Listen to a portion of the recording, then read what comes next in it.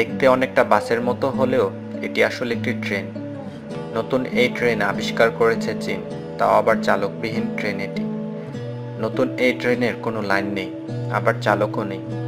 এটি বিশ্বের প্রথম ট্রেন যা কিনা দৌড়াবে ভার্চুয়াল ট্র্যাকে। কোনো দাতব রেল লাইন থাকবে না এই ট্রেনের জন্য। বিশ্বের বৃহত্তম জনসংখ্যার দেশ, পরিবহন ব্যবস্থা অনেক আগে থেকেই অনেক উন্নত। যাত্রা আরও কিভাবে মসৃণ করা যায় তার জন্য গবেষণার শেষ নেই দেশটিতে। বুলেট ট্রেনে দুনিয়াকে চমকে দেওয়া চীন এবার আনলো নতুন এই ট্রেনটি।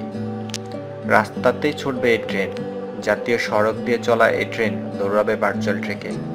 সেজন্য রাস্তাতে থাকছে এক বিশেষ সেন্সর, যার মাধ্যমে এই ট্রেন গন্তব্যের দিকে এগোবে। চীনের হুনান প্রদেশের বুজুই শহরে এই ট্রেনের ট্রায়াল রানের সাক্ষী করা হয়। সম্প্রতি পরীক্ষামূলকভাবে চলে এই ভার্চুয়াল ট্র্যাকের ট্রেনটি।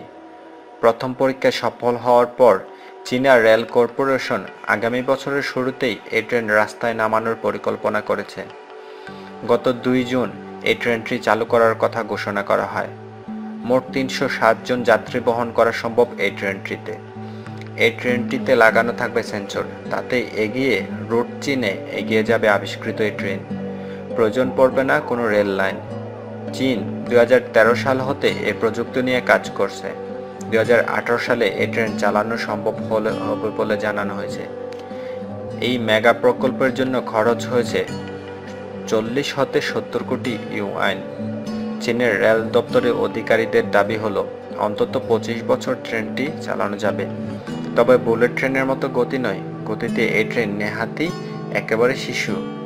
ঘন্টায় 70 কিলোমিটার গতিতে দৌড়াতে পারবে ভার্চুয়াল ট্র্যাকের এই ট্রেনটি। ইলেকট্রিকে চলা এই ট্রেনটি মাত্র মিনিট 10 চার্জ পেলেই 25 কিলোমিটার পর্যন্ত যেতে পারে। হওয়ার পর